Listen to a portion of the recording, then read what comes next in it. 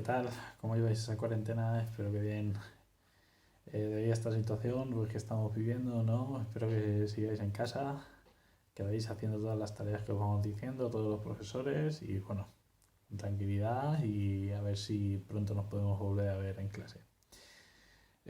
Bueno, ya que estamos esperando a ver qué es lo que pasa para ver el tema de la Primera Guerra Mundial y el imperialismo que acabamos de terminar, ¿no? Pues de momento lo vamos a dejar un poquito apartado, ya veré estos días cómo lo voy evaluando, ¿vale? Respecto a las tareas que os he estado mandando, que os mandé el lunes, es un tema nuevo, como visteis, el tema 6 va a ir sobre la Revolución Rusa, sobre la crisis de entreguerras y los totalitarismos. También vamos a ver el crack de 1929, os haré un pequeño vídeo explicando o quizá os mande otros de YouTube que los explican mucho mejor que yo, ¿vale? Eh, Os mandaré actividades, os mandaré unas fichitas y posiblemente veamos también otros materiales, ¿vale? Vamos a ponernos en perspectiva. El primer punto que vamos a ver es la Revolución Rusa. En vuestra página el libro es la 36 y 37. Aquí está, es de los que habéis tenido que hacer los ejercicios estos días, ¿vale? Entonces, os voy a explicar hasta el nacimiento de la URSS, ¿de acuerdo?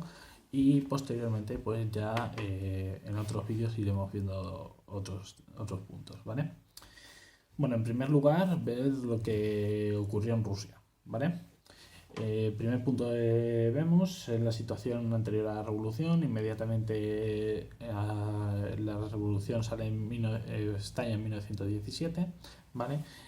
Tenemos que tener en cuenta de dónde viene Rusia, ¿vale? La situación previa a Rusia.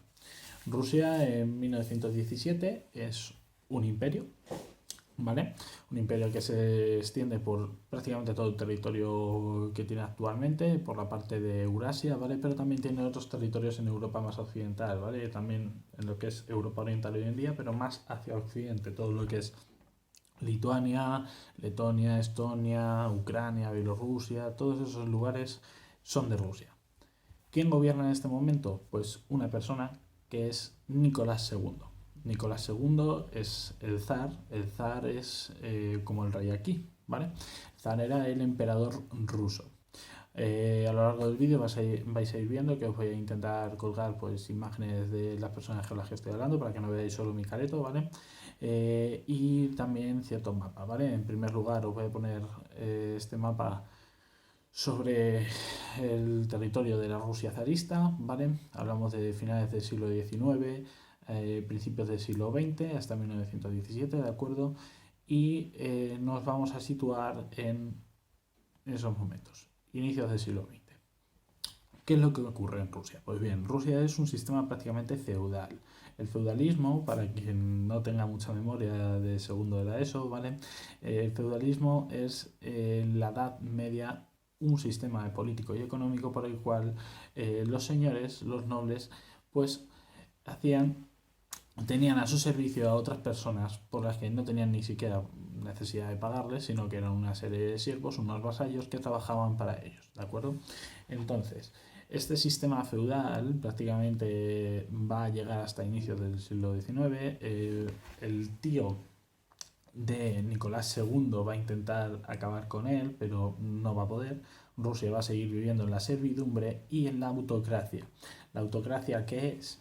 Pues es la forma de gobierno en la que el zar ejerce su poder sin límites. El zar no tenía a nadie que le pudiera decir si podía o no hacer algo, ¿vale? Ya lo vimos aquí en España con el absolutismo, por ejemplo, de Fernando VII, ¿vale? Y de otros reyes. Esta autocracia hace que los ciudadanos no tengan ningún derecho y que se les persiga políticamente, ¿vale? Toda la organización política que se va a organizar en contra del zar, de Nicolás II, se va a hacer en la clandestinidad. La clandestinidad quiere decir que lo hacen por debajo sin que se les vea, ¿de acuerdo? Como hoy en día, si alguien sale de la calle va a ser clandestino, si os pillan, pues os multarán. Así que recordad, quedaos en casa. Eh, Nicolás II es un zar que viene de la familia Romanov, ¿de acuerdo? Va a tener mucha oposición política, se va a encontrar con una Rusia, como digo, feudal, pero que en cuanto a la economía sigue dependiendo mucho de la agricultura, ¿vale?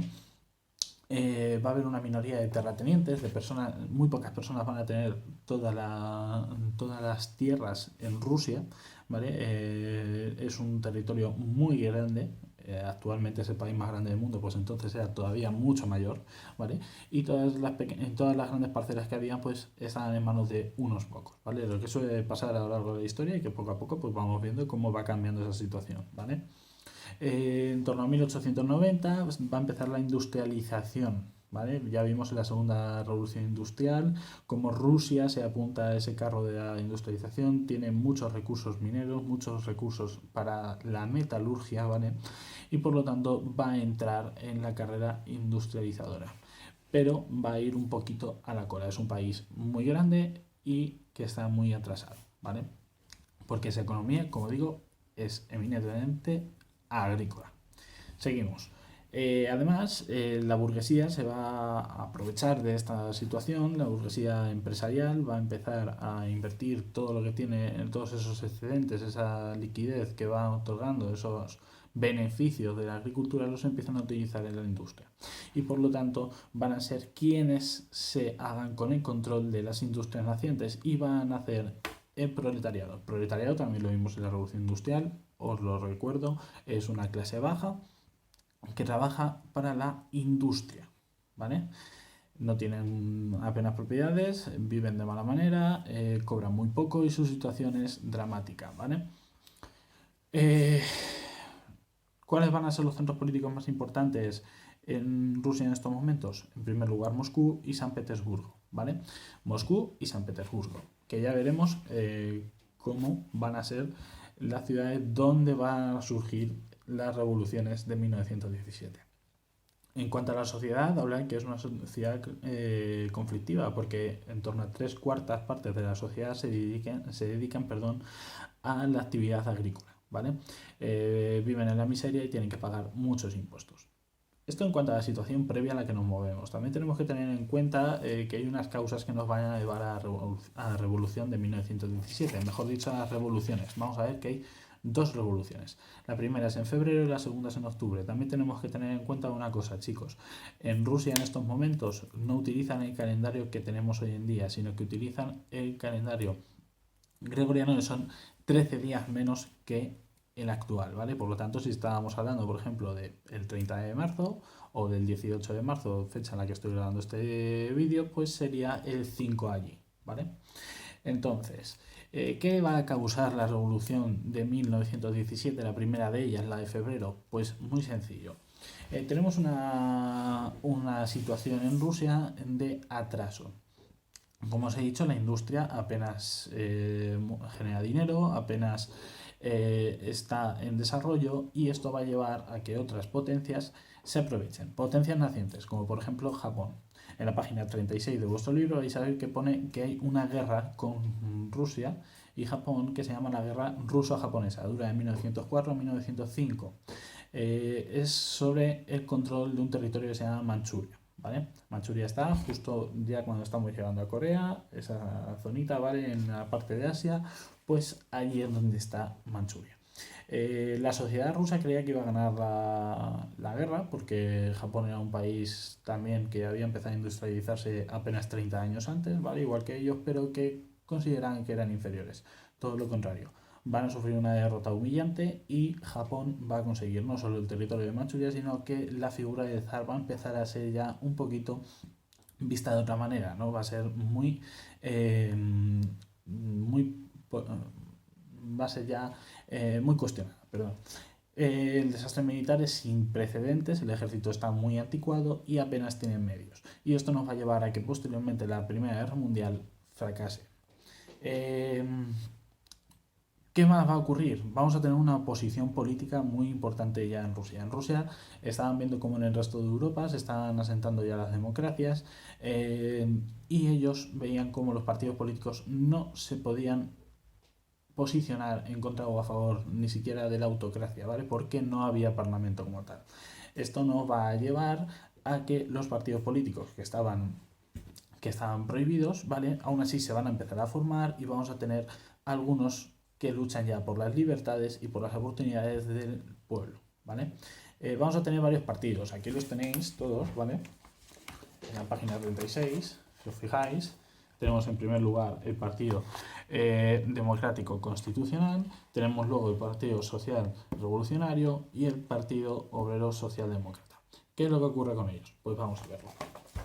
En primer lugar, tenéis que saber que el Partido Constitucional tiene unas siglas, que es KD. ¿De qué vienen estas siglas? KDTs, tal cual, ¿vale? El Partido Democrático Constitucional, a la cabeza está el príncipe Lvov. Vamos a ver posteriormente en la Revolución de Febrero cómo este señor va a ser muy importante, ¿vale? El príncipe Lvov lidera un partido que pide libertades que representan a la burguesía y a los terratenientes, es decir, quieren algunas libertades pero quieren mantener una situación privilegiada para algunos, ¿vale? El segundo partido que tendríamos es el Partido Social Revolucionario, el PSR o los eseritas. Los eseritas serían los socialistas de hoy en día, ¿vale? Son socialistas pero no son marxistas. ¿Qué quieren decir? Que buscan una revolución campesina, no del proletariado. Buscan una revolución desde el campo y van a tener una persona que se llama Kerensky como líder. A este señor, a Kerensky, que aquí lo podéis ver con su cabeza ahí bien cuadriculada, típico rusete, ¿vale? Pues este señor va a ser también muy importante en las revoluciones de 1917, en la de febrero, ¿vale? Aquí acordaos que estamos hablando de situación previa a estas revoluciones, ¿vale? Y por último vamos a tener el Partido Obrero Socialdemócrata, que sus siglas son POST, P-O-S-D-R, repito, POST. El POST son los socialistas marxistas, ¿vale? Quieren una revolución proletaria, quieren implantar la lucha de clases, ¿de acuerdo? Este partido en 1903 va a sufrir una división. Esta división vamos a tener a los mencheviques y a los bolcheviques. Los mencheviques creen que Rusia no está preparada para un asalto al poder por parte de ellos. Por lo tanto, lo que quieren es, desde el poder, poco a poco, con un régimen un poquito más liberal que lo que implantaba el manifiesto comunista y lo que querían los bolcheviques, ¿vale? Llevar poco a poco a la sociedad comunista, esa economía comunista que ya vimos también en el movimiento obrero con Marx. ¿Qué es lo que quieren los bolcheviques? Todo lo contrario. Los bolcheviques piensan que hay que hacerlo ya, de golpe y porrazo, ¿vale? El zarismo es un obstáculo, hay que quitarlo e implementar la dictadura del proletariado a través de una revolución obrera. ¿Quién va a ser la persona que va a dirigirlos? Pues un señor que también podéis ver ahí en esta foto, que es Vladimir Lenin, ¿vale? Lenin va a ser la persona quizá más influyente en el inicio de la URSS, en la revolución de 1917, pero en este caso en la de octubre, ¿vale? Después de esto vamos a tener una primera revolución en 1905, ¿vale? Antes de 1907 no nos podemos olvidar de que hubo un domingo en el mes de enero del año 1905 en San Petersburgo cuando se ponen delante del Palacio de Invierno una muchedumbre liderada por un sacerdote que se llama Pope, ¿vale? Se van a poner delante del Palacio de Invierno, que era la residencia del zar, ¿vale? Si alguien ha visto Doctor Zivago, empieza aquí, ¿vale? Y se presentan allí a protestar pacíficamente, ¿vale? En medio de la nieve, en Rusia, os podéis imaginar un tiempo perfecto para estar en la calle jugando a lo que sea, ¿no? Pues entonces lo que van a intentar es tener reformas sociales y políticas. ¿Qué va a hacer el zar? Reprimirlos. Ellos estaban justamente enfrente, como podéis ver ahí, una muchedumbre calmada, normal, contra el zar, eso sí, pero aparentemente pacífica.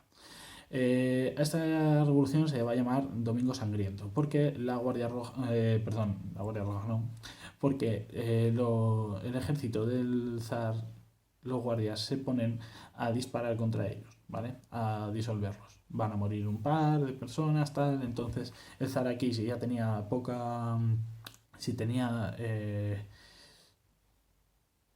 popularidad, pues aquí va a bajar drásticamente. ¿Qué es lo que ocurre? Se van a iniciar huelgas, ¿vale? Huelgas y manifestaciones en contra de lo que ha hecho el zar, y el zar no tiene más remedio que en octubre, firmar un documento por el cual va a formar la Duma, ¿vale? La Duma es un parlamento ruso, va a otorgar una constitución, pero en realidad el zar va a seguir como siempre. Si os acordáis, volvemos a símiles con España. En España vivimos como en el siglo XIX, había algún rey que decía que sí, que iba a firmar la constitución, pero no. Pues aquí pasa lo mismo. Aquí sí que se firma una constitución, sale un parlamento, pero restrictivo. Apenas puede votar nadie, el zar sigue haciendo lo que le da absolutamente la gana y sigue ganándose enemigos. ¿Vale? Entre tanto, van a aparecer algo muy importante, los soviets. Los soviets los tenéis en la página 36 también definida, os leo la definición tal cual para que sepáis lo que es. Es una asamblea de representantes de los obreros, soldados y campesinos creados para tomar decisiones y asumir el control de la revolución. Los soviets se van a crear en estas dos ciudades que hemos hablado, en Moscú y en San Petersburgo, ¿vale? Y por último, ¿cuál va a ser la peor decisión que va a tomar el zar en medio de una crisis tan grande como tiene en Rusia? Meter a Rusia en la Primera Guerra Mundial. Eso ya lo hemos visto, Rusia se mete porque Austria declara la guerra a Serbia y por lo tanto empieza un penadero auténtico para todo el ejército ruso y para la sociedad, ¿vale? Porque todo tenía que ir destinado a la guerra, en la guerra encima no le van nada bien las cosas a Rusia y cuando parece que el pueblo ya está exhausto, el zar les pide todavía más, ¿vale? No tenían medios suficientes para afrontar esta guerra, se movilizaron a unos 15 millones de soldados. Como digo, fue una guerra muy impopular, hubo muchas derrotas, muchas muertes y esto hace que el descontento de la población lógicamente vaya en aumento hasta que finalmente estalla la situación. ¿Cuándo? En febrero de 1917. La Primera Guerra Mundial, acordaos, 1914 a 1917. ¿Vale? Venga. En primer lugar, vamos a hablar de dos revoluciones, febrero y octubre, os lo vuelvo a repetir. Vamos con la de febrero, ¿vale? Aquí en febrero vamos a tener a personas muy destacadas, como por ejemplo son Kerensky, Lvov, que ya hemos hablado de ellos, a Nicolás II, obviamente, a su hermano Miguel y a Kornilov, junto con Lenin, ¿vale? Entonces, empezamos. La revolución de 1917 de febrero va a ser una revolución liberal burguesa, a diferencia de lo que va a ser la de octubre, que va a ser socialista y proletaria, ¿vale? Febrero, liberal, burguesa, ¿vale? Acordados de esos partidos políticos de los que hemos hablado, que sería el partido cadete, ¿vale? Y el post, esos que os he dicho que se dividen en dos, ¿vale? Serían los que van a protagonizar la revolución de octubre. Entonces, empezamos con el de febrero. Los desastres de la guerra, ¿qué nos van a hacer? Pues los desastres de la guerra van a hacer que haya una serie de huelgas, ¿vale? Una serie de manifestaciones en diversas industrias de toda Rusia. ¿Qué es lo que va a ocurrir entonces? Que en San Petersburgo se van a plantar todas estas manifestaciones. San Petersburgo, ese país que en esta época se llamaba Petrogrado, ¿vale? Se van a plantar allí diversos días, primero el 23 de febrero del calendario ruso, ¿vale? Y posteriormente el 27 de febrero. Se pide paz y pan. Paz respecto a la Primera Guerra Mundial para que Rusia abandone la Primera Guerra Mundial. Pan porque la gente se estaba muriendo de hambre, no tenía poder adquisitivo para comer, ¿vale? Además, se lucha en contra de la autocracia. Os he dicho que el zar aprueba medidas en 1905, pero estas medidas son insuficientes. Además, no se llevan a cabo. El 27 de febrero va a cambiar todo un poquito. ¿Por qué? Porque los soldados que custodian el Palacio de Invierno se van a unir a las manifestaciones. ¿Por qué? Muy sencillo. Eran soldados muy jóvenes. Ya se había movilizado mucha gente en toda Rusia. Estaban cansadas de una guerra que no estaban ganando. Y por lo tanto, todas estas personas tan jóvenes y que no tienen absolutamente nada que ver con los ideales autócratas que tenía el zar, lo que van a hacer es movilizarse en contra de ellos. No es lo mismo tener a una persona de unos 50, 60 años o incluso menos, de unos 40 o así, a tu lado, que ha estado viviendo contigo, que lo hace todo por Rusia, etcétera, a tener a gente joven que no tiene absolutamente nada que perder, ¿vale? Por lo tanto, estos soldados se van a unir a las manifestaciones y el gobierno va a verse obligado a dimitir, ¿vale? Nicolás II va a abdicar en marzo. Primero le va a dar la corona a Miguel. Miguel, su hermano, va a rechazarla. Dice que no se come el marrón y por lo tanto en marzo tenemos como Rusia deja de ser un zarato, deja de ser una monarquía para convertirse en una república, ¿vale? Esto ocurre en marzo. En febrero hay unos cuantos días de diferencia, ¿vale? En los que pues, tienen lugar todas estas manifestaciones, todas estas movilizaciones, ¿de acuerdo? Durante todo el país. En el propio frente empieza la gente a volverse, ¿vale? Y se establece un gobierno provisional. Un gobierno provisional que está liderado por Kerensky y por Lvov, esas dos personas que hemos hablado antes, los cadetes y los eseritas, ¿vale? Recordad, mirar en la página 36, ese cuadrito que tenéis abajo, y ahí podéis distinguirlo, ¿vale? ¿Qué es lo que va a ocurrir? Pues bien, tenemos a Lvov como presidente dentro del Partido Demócrata Constitucional, a Kerensky también lo tenemos dentro del Partido Social Revolucionario, ¿vale? Estas personas van a proclamar la República y medidas democráticas, como por ejemplo el sufragio universal masculino, la legalización de otros partidos para que haya elecciones libres, etc. Van a fracasar. Fracasan porque no logran redistribuir las tierras a los campesinos y sobre todo porque se mantiene la Primera Guerra Mundial. Por partes. ¿Por qué no redistribuyen las tierras a los campesinos? Ellos estaban quejando de que había burgueses que tenían mucho poder y ellos no tenían nada. ¿Vale? Los campesinos apenas podían sobrevivir. Esta va a ser una medida muy impopular, pero que no pueden hacerlo, porque acordaos también que hemos estado hablando de cómo el partido cadete, el partido de Lvov, el Democrático Constitucional, representa a esa burguesía. ¿Vale? Por lo tanto, la burguesía no puede ser traicionada por Lvov.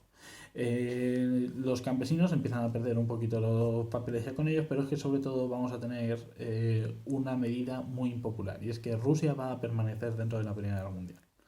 Todos esos anhelos de dejar el frente, de que la guerra ya vaya por otro curso y Rusia por el suyo, no va a suceder, ¿vale?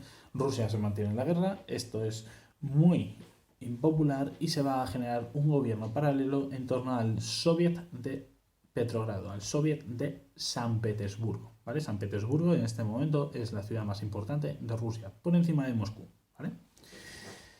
Los bolcheviques además van a verse respaldados por la sociedad, ¿vale? Y en estos momentos Lenin va a aprovechar, si en marzo es cuando cae el zar y se establece la república, para lanzar y anunciar sus célebres tesis de abril, ¿vale?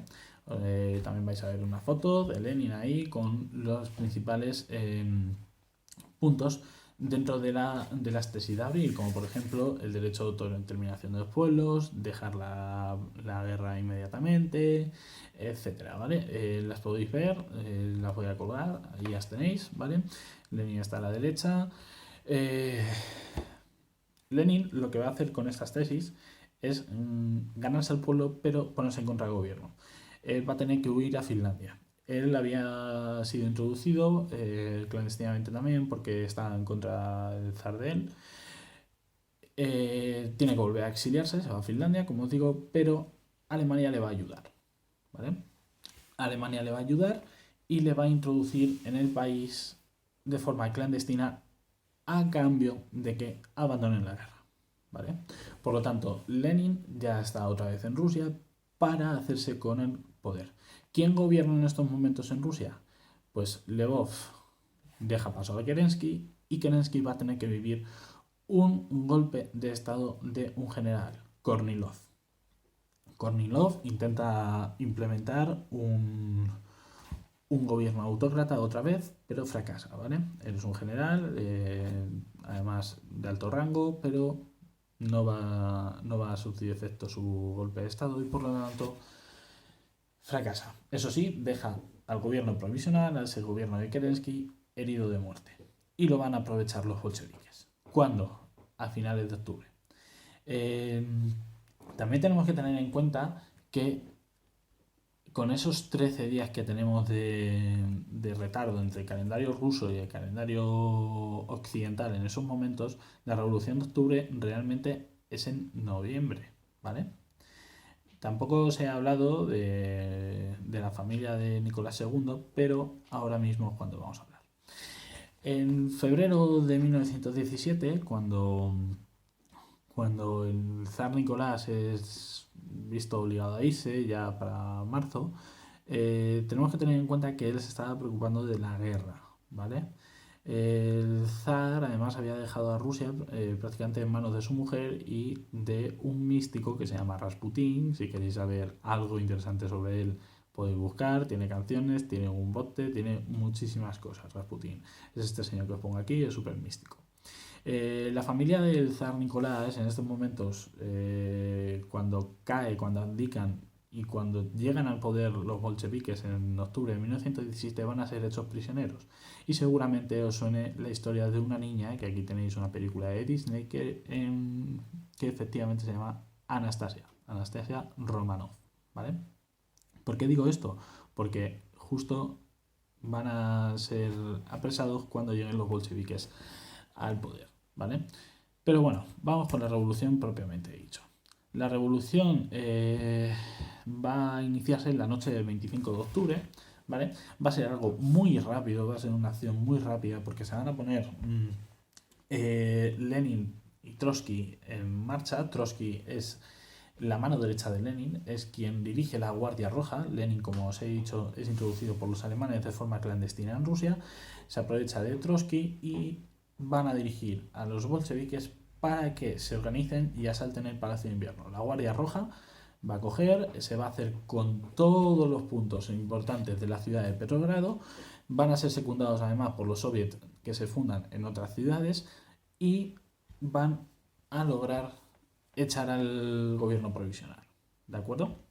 Una vez que echan al gobierno provisional, se va a crear un gobierno proletario. Acordaos de esa lucha de clases en la que hablábamos de una dictadura del proletariado hasta implementar una economía y sociedad comunista, ¿vale? Pues aquí es justo cuando se va a empezar a dar el primer paso, ¿vale?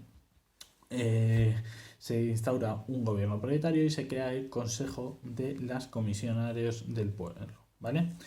Lenin va a ser el presidente en 1918 y se van a establecer las primeras medidas.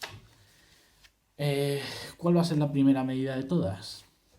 Bien, pues expropiar tierras y redistribuirlas. Acordaos, los campesinos no estaban contentos con el nuevo gobierno y van a aprovecharse en esta ocasión de Lenin para hacerse con posesiones, ¿vale? Los bolcheviques además van a hacer que las industrias pasen a unos comités obreros.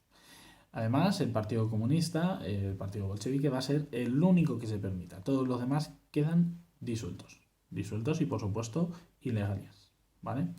Se va a firmar la paz de Brest-Litovsk. Brest es una ciudad de Bielorrusia. Aquí se va a firmar con Alemania que salgan de la guerra, ¿vale? A cambio van a perder territorios, ¿vale?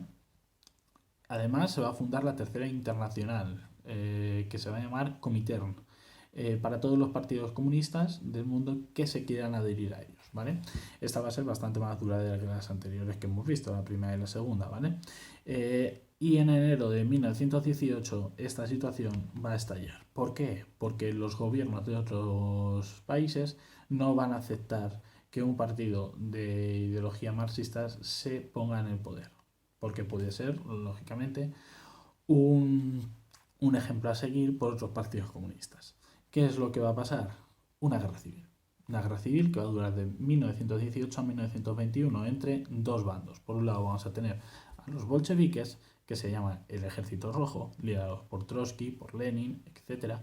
Y tenemos, por el otro lado, a una oposición que es llamado Ejército Blanco, porque se le llamaba así al ejército zarista anteriormente, ¿vale?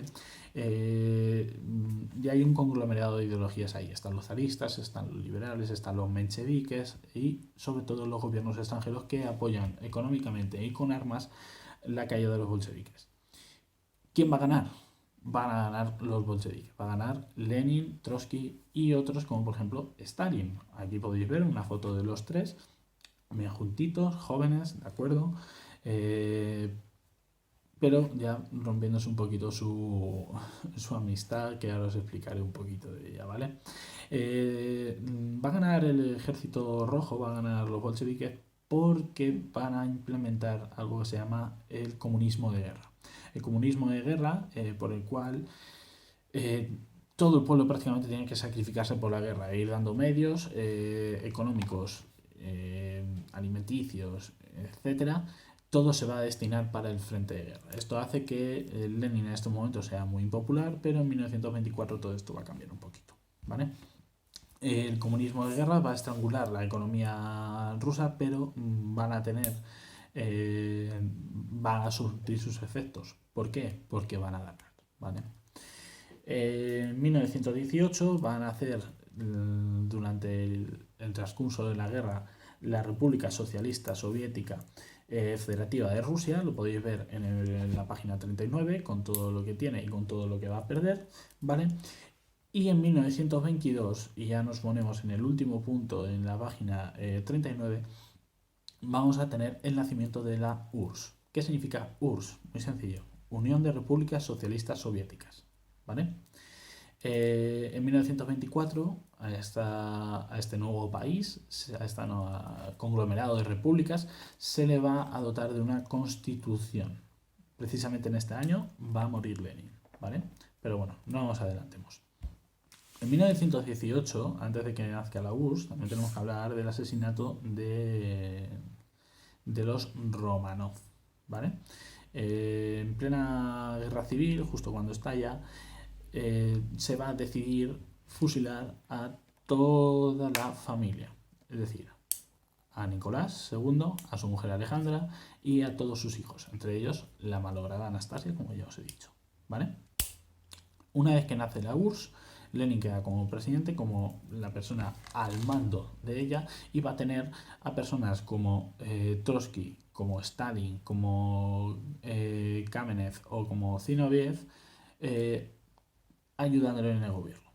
Pero en 1924, como digo, Lenin, que había establecido una nueva economía, que se llama Nueva Política Económica, por el cual anula el comunismo de guerra para hacer una especie de capitalismo, pero controlado por el Estado, ¿vale? Que es quien va a apropiarse de toda la industria, del comercio exterior, de los bancos, etcétera. Van a ser ellos quienes vayan distribuyendo todo el capital, pero va a ser un capitalismo a la manera rusa, a la manera marxista o soviética, como le queráis decirlo. Me parece bien de las dos maneras, ¿vale? Rusia se va a organizar políticamente de una manera. Ya no vamos a hablar de Rusia, vamos a hablar de la URSS. Aquí podéis ver su mapa y su bandera, ¿vale? Acordaos, URSS, Unión de Repúblicas Socialistas Soviéticas. Va a durar hasta 1991, ¿vale? ¿Cómo se va a organizar políticamente Rusia? Pues mirad, en la página 39 también tenéis ahí un cuadrito arriba que pone el Estado soviético. Vamos a empezar desde abajo hacia arriba, ¿vale? Abajo veríamos cómo está el Soviet de las Nacionalidades, que es un órgano que va a representar territorialmente todas las repúblicas que se unen a Rusia, por eso Unión de Repúblicas, ¿vale? Porque se van a escribir la de Ucrania, la de Azerbaiyán, la de Kazajistán, la de Letonia, la de Lituania, Estonia, etc. Hay muchísimas repúblicas, ¿vale? Junto al Soviet de las Nacionalidades va a estar el Soviet de la Unión, que representa a los ciudadanos de la URSS, ¿vale? Y por encima de ellos hay un Soviet supremo. Este Soviet es el que tiene todo el poder legislativo de la URSS, es decir, es el que hace las leyes. Por encima de él, ¿qué va a estar? El Consejo de los Comisarios del Pueblo. El Consejo de los Comisarios del Pueblo es el poder ejecutivo, es decir, es quien hace que se cumpla la ley. Son el jefe de gobierno y sus ministros, ¿vale? Y por último hay un órgano superior, que es el Presidium del Soviet Supremo. El Presidium es el jefe de Estado, ¿vale? Que normalmente solía ser el jefe del Partido Comunista, el secretario general, ¿de acuerdo? En estos momentos va a ser Lenin, Acordaos, hay un jefe de Estado y un presidente de gobierno. Como aquí, ahora mismo, aquí en España está el jefe de Estado, que es Felipe VI, y un presidente de gobierno, que es Pedro Sánchez, ¿vale? El jefe de Estado estaría en el presidium, Felipe VI, ¿vale? Tendríamos a Pedro Sánchez como poder ejecutivo, jefe de gobierno, junto con todos sus ministros, Pablo Iglesias, Carmen Calvo, Nadia Calviño, Grande Marlasca, etcétera. Después de ellos estarían ese Soviet Supremo, que serían todos los diputados del Congreso, y ya teníamos a los electores. Por un lado, territoriales, los presidentes de la comunidad, lo que sería aquí en España, y a los ciudadanos, ¿vale? De todas maneras, aquí os voy a dejar también un cuadrito para que lo veáis. El Partido Comunista es el único partido, como os he dicho, va a ser el que representa a los trabajadores. El poder va a emanar de los soviets, es decir, del proletariado, que va a ser quienes dicten las leyes, ¿vale? ¿Por qué? Porque se implementa la dictadura del proletariado en Rusia, ¿vale? Esa ideología marxista llega por fin. Y por último, la organización territorial de la URSS. ¿Cómo se va a organizar la URSS? Muy sencillo. Es un estado federal, acordaos que ya estuvimos viendo lo que era un estado federal, ¿vale? En el que va a estar Rusia, la URSS, junto con el resto de las repúblicas soviéticas, ¿vale? Además, se van a respetar los territorios que se separaron. Ahí tenéis un mapa en la página 39, donde podéis ver todos los que forman parte de la Unión. ¿Y quiénes son estos que se separan? Pues los que durante la Primera Guerra Mundial aprovecharon esa tesis de Lenin, en la que hablaba del derecho de emancipación de los pueblos, ¿vale? De autodeterminación, y aprovecharon países como por ejemplo Finlandia, ¿vale? Nada más, chicos. Os hablaré posteriormente en el próximo vídeo de los totalitarismos y de la crisis de entreguerras, cómo se vivía en el siglo XX, cómo van a nacer otras ideologías como el fascismo, el nazismo, y hablaremos también del estalinismo. Aquí os he dado ya algunos nombres importantes. Lenin, Trotsky y Stalin van a ser el ABC de nuestro tema en cuanto a Rusia, ¿vale? Pero siempre acordaos de que esta primera parte del tema va desde 1905 aproximadamente, un poquito antes, principio del siglo XX, hasta 1924, año en la muerte de Lenin. Veremos posteriormente en el estalinismo quién es el que se hace cargo de la nueva Rusia, aunque el nombre ya no lo dice, y sobre todo pues os iré diciendo qué ejercicios hay que hacer y os iré dando otro tipo de materiales. No os agobiéis, chicos, espero veros pronto. Un saludo a todos, espero que estéis bien, ¿vale? Y nada más, hasta el próximo vídeo.